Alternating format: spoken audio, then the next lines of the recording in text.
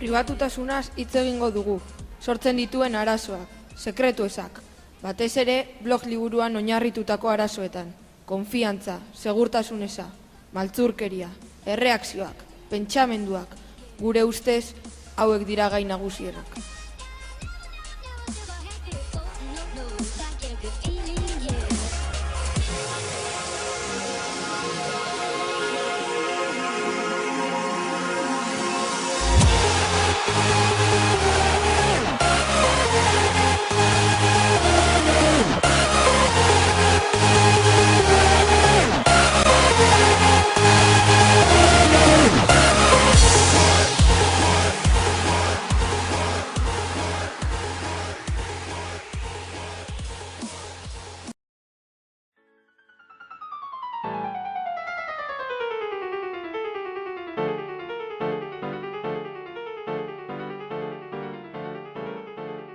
Bere aitak bloga ikusten du. Liburuan, aitak semearen pribatutasuna lapurtzen du. Bere bloga ikusten baitu. Momentu hartan, semea denen begibistan sentitzen zen. Bere sekretoak, bere gustuak, bere bizitza, bertan zegoen eta bere aitak beretaz denen zekien, esfortzu minimo bat egin gabe.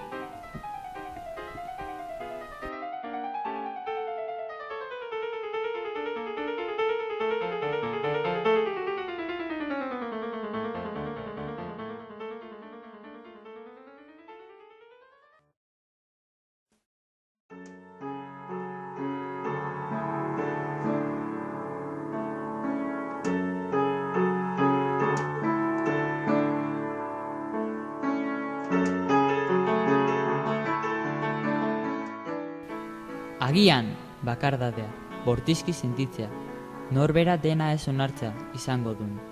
Nor, bera bakarrik, bakarra dun. Nor, beraren baitan bizi ditun behar direnak bizi, eta harremanak. Nor, berak eraikitzen ditin, on, hartuz debalde eskaintzen dena, emanez, eman nahi du dena.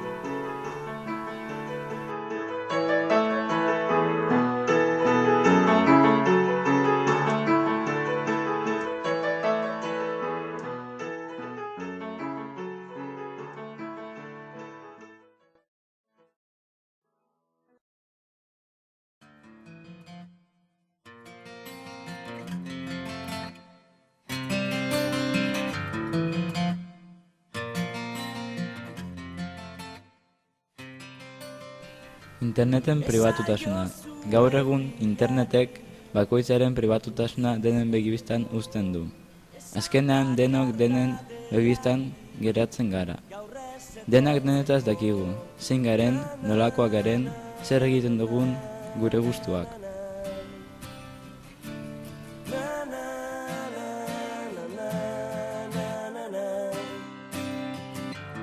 Eusten nauen soka zara, taitotzen nauena, ametsak sortu zizkidana, galtzen dituena.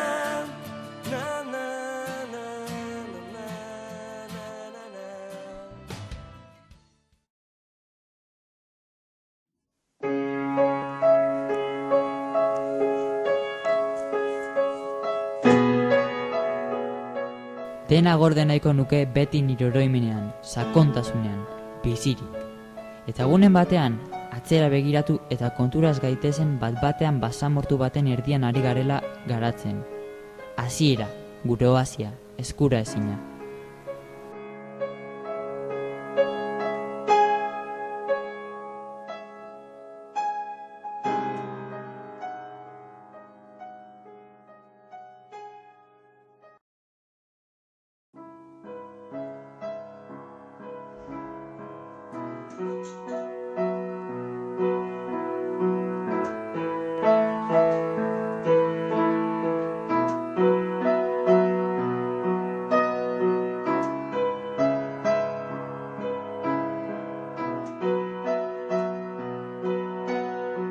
Nire sentimenduak, nire baliabideak, begibistan, sortzen dizkidaten konpromesuak, denen aurrean, denen eskuetan, isiltasuna, bakardadea, nire lagunak eta beraien etsaiak.